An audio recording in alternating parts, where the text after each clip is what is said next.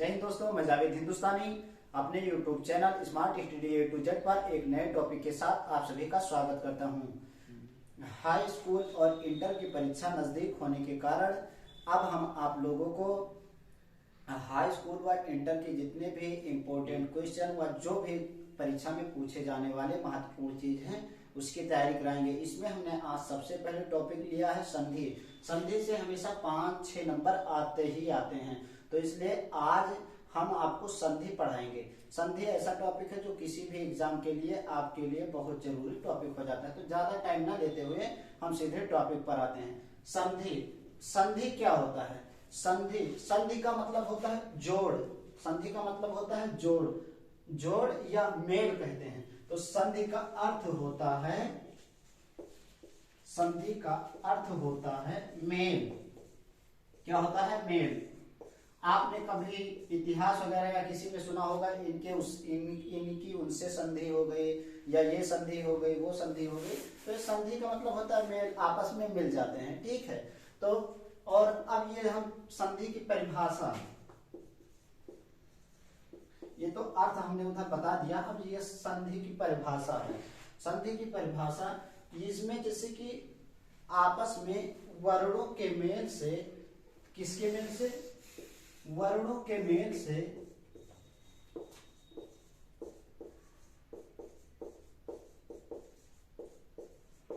जो शब्दों में परिवर्तन आता है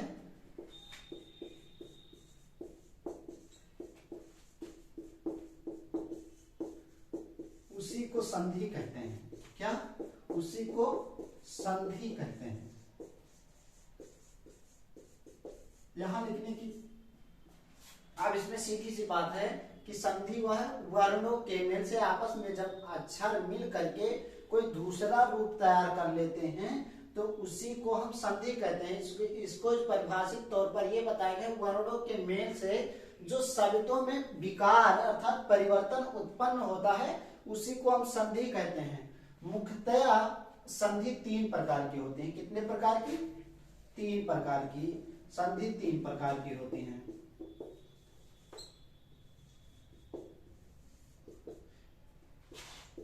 ये हमारा स्वर हो गया, ये हमारा व्यंजन संधि हो गई, ये हमारी विसर्ग संधि हो गई। तो इसमें हाई स्कूल और इंटर में ज्यादातर जो पूछती है संधि या पूछा जाता है तो वो स्वर संधि पूछा जाता है। तो आज हम आपको स्वर संधि पढ़ाएंगे। ये किसी भी एग्जाम के लिहाज से बहुत इंपॉर्टेंट होने वाला, संधि हर जगह पूछी जाती है। तो अब स्वर संधि के हम भेद आपको पढ़ते हैं, प्रकार को। स्वर संधि के प्रकार, स्वर संधि के प्रकार।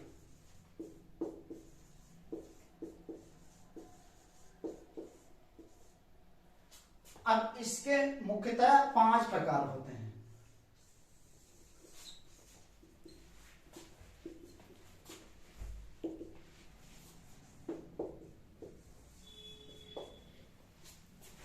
पहला हो गया हमारा दीर्घ संधि।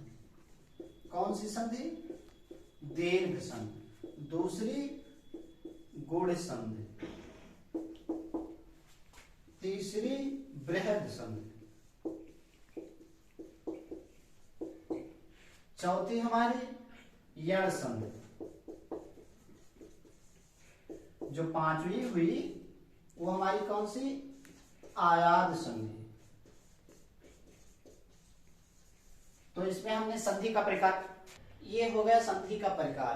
कौन सी संधि? स्वर संधि का प्रकार, जिसमें हमने सबसे पहले आपको बताया दीर्घ संधि, उसके बाद हमने बताया गुण संधि, उसके बाद हमने बताया बृहद संधि, फिर आ गया चौथे नंबर पे यण संधि और 5वें नंबर पे आ गया आयाद संधि। साथ साथ रिकॉल करते रहिए कौन कौन सी संधि हो गई? दीर्घ संधि, गुण संधि, बृहद संधि और यण संधि, और 5वीं कौन सी? हाँ, आयाद संधि। ठीक। अब आगे बढ़ते हैं, हम एक एक को परिभाषित करते हुए चलते हैं। ठीक। तो सबसे पहले हम, हाँ प्रकार आपको याद हो गया, हाँ ठीक है। अब सबसे पहले हम ले लेते हैं दीर्घ संधि। दीर्घ संधि को परिभाषित करते हैं। तो दीर्घ का जैसे नाम से ही स्पष्ट हो रहा है, दीर्घ का मतलब बड़ा और लघु का मतलब छोटा, तो यहाँ दीर्घ संधि की बात करते हैं। तो इसकी ये पहचान है, क्या है पहचान? दीर्घ संधि की पहचान है कि जब छोटा आ, बड़ा आ, छोटी ई, बड़ी ई, छोटा ऊ, बड़ा ऊ के बाद क्रमशः, क्रमशः मतलब नियमानुसार लगातार, क्रमशः यही शब्द आए इसके बाद, तोड़ने पर यही शब्द आए तो दीर्घ संधि हो जाती है। कौन सी संधि हो जाती है? दीर्घ संधि। ठीक है, तो जैसे अब इसमें ये चीज ध्यान रखना कि इसमें जैसा कि नाम ही है दीर्घ मतलब बड़ी, दीर्घ का मतलब बड़े, तो इसमें बड़ी ई की मात्रा या बड़ा आ की मात्रा ये जरूर आएगा। संधि के अंदर अगर कोई भी चीज लिखा है तो उसके अंदर समझ लीजिए कि ये चीज जरूर आएगा। जैसे हम यहाँ पर एग्जाम्पल ले रहे हैं रजनीश, तो इसमें बड़ी ई की मात्रा आया ना नी पर, तो इससे हम पहचान लेंगे कि ये कौन सी संधि है? कौन सी संधि है? हाँ, दीर्घ संधि है। बहुत अच्छी बात, दीर्घ संधि है। अब उसके बाद में हम अगर कोई भी ऐसे राजीव, तो इसमें कैसे हम पहचानेंगे कि ये दीर्घ संधि है? क्योंकि इसमें बड़ी ई की मात्रा आया। हाँ, ये बात, तो इससे ये समझ लीजिए कि दीर्घ संधि, कोई डाउट नहीं है ना? ठीक। अब उसके बाद में हमारे दूसरे नंबर पे कौन सी संधि आती है? हाँ, गुण संधि आती है। कौन सी संधि? गुण संधि। दूसरे नंबर पे हमारी आ गई गुण संधि। गुण संधि। अब सबसे पहले किसी चीज की, हर एक चीज की पहचान होती है, तो हम जिस तरीके से उसका पहचान बताएं, अब इसमें हम गुण संधि में बताते हैं। तो इसमें है छोटा आ, बड़ा आ के बाद छोटी ई या बड़ी ई आए तो क्या हो जाएगा? तो और छोटी ई, बड़ी ई या छोटाऊ, बड़ा ऊ और री का रीढ़ जिसे बोलते हैं, री आए तो क्रमशः हो जाता है क्या? ये वाला ए, वो और आर क्या हो जाता है? जब इसमें क्रमशः छोटा आ, बड़ा आ के बाद छोटी ई, बड़ी ई या छोटा ऊ या बड़ा ऊ या री आए तो क्रमशः ए, वो, आर हो जाता है। जैसे हम लिखे हैं सुरेंद्र, महेंद्र, समझ लीजिए ये आया ना इसमें, ये और ये चीज ध्यान देने वाली बात है। ध्यान दीजिएगा, बहुत गौर से सुनिएगा कि जो गुण संधि होता है, गुण संधि में ए की मात्रा जरूर से जरूर मिलेगा आपको। तो इससे आप गेस कर सकते हैं, अगर कहीं भी आपको मिला तुरंत गोला मार दीजिएगा कि ये कौन सी संधि है? गुण संधि है। हाँ, महेंद्र। और उसके बाद में अगर ये चीज नहीं, अगर कहीं पर आपको लिखा मिल गया क्या? महार्ष, तो आप तो वह बताएंगे कि केवल आप बोले थे कि ये वाला मात्रा आएगा तभी गुण संधि, लेकिन इसमें तो महार्ष है या देवार्ष है, तो इसमें कैसे माना जाए? तो यहां सीधे सीधे लिखा है अर्घ हो जाता है, अर्घ। तो देवर्ष, अगर देवर्ष को हम तोड़ेंगे तो देवधन अर्ष बराबर देवर्ष हो जाएगा। और महार्ष को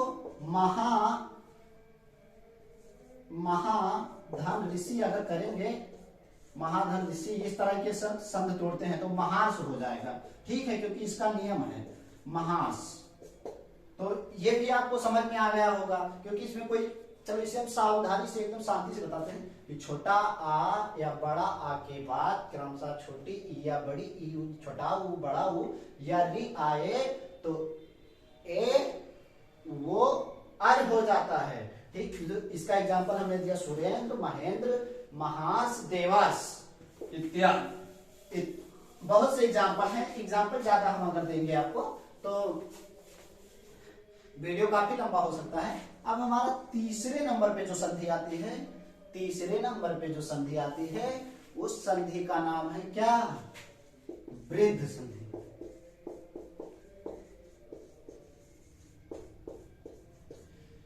इसकी पहचान है कि छोटा आ या बड़ा आ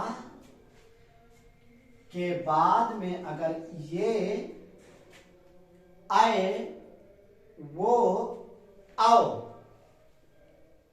ये या आए वो आओ, आए तो इसका आए और औ हो जाता है। क्या आए और औ हो जाता है। जैसे अब यहां पर हम लेते हैं, इसमें ये देख लीजिए कि दो मात्रा हमेशा आएगा। दो मात्रा, जहां पर हमको दो मात्रा मिल जाए वहां समझ लीजिए कि कौन सी संधि है, वृद्धि संधि। तो इसमें जैसे हम सदैव, सदैव, और ये तो परमौषध,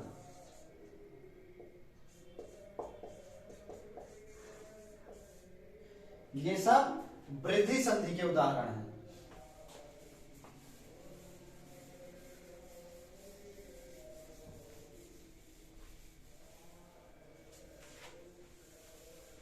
अब चौथे नंबर पे जो हमारी संधि आती है इसे बोलते हैं हम यड़ संधि। कौन सी संधि? यड़ संधि। इसमें ई,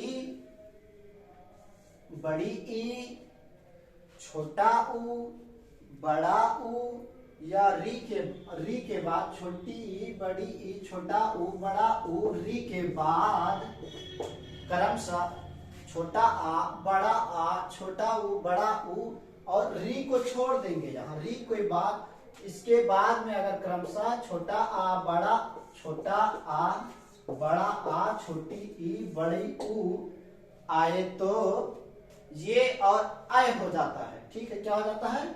ये और आय हो जाता है। किसमें? यड़ संधि में।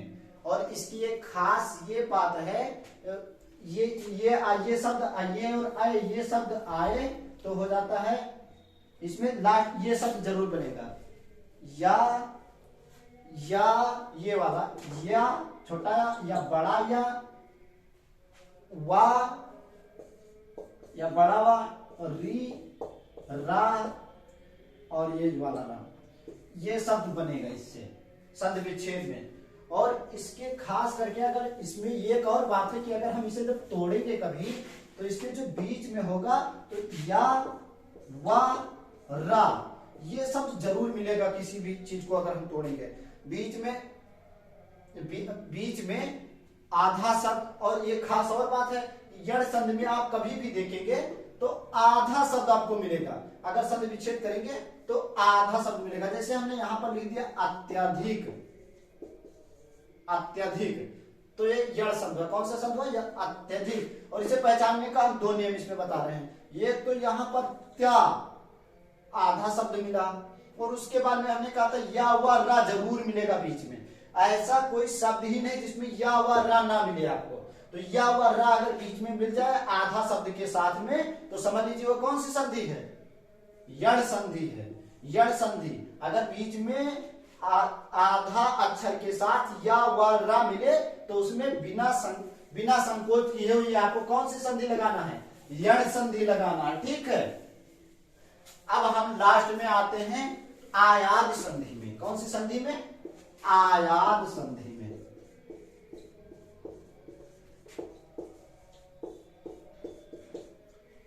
आयाद संधि, इसमें ये, आए, वो,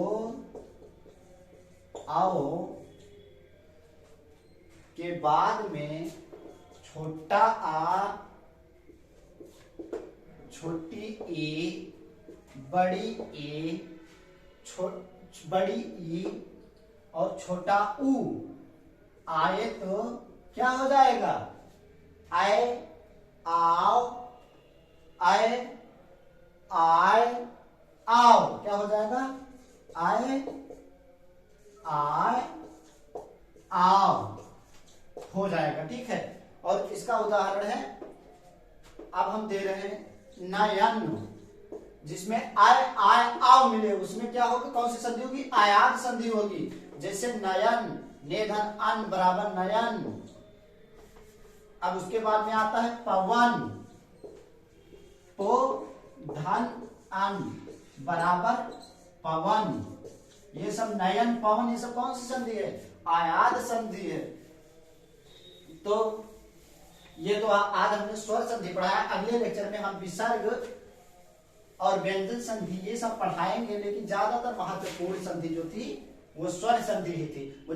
तो मुझे विश्वास है कि ये वीडियो आपको अच्छा लगा होगा और इस वीडियो से आप बहुत कुछ सीखने वाले हैं। धन्यवाद। फिर मिलेंगे अगले श्रेणी में।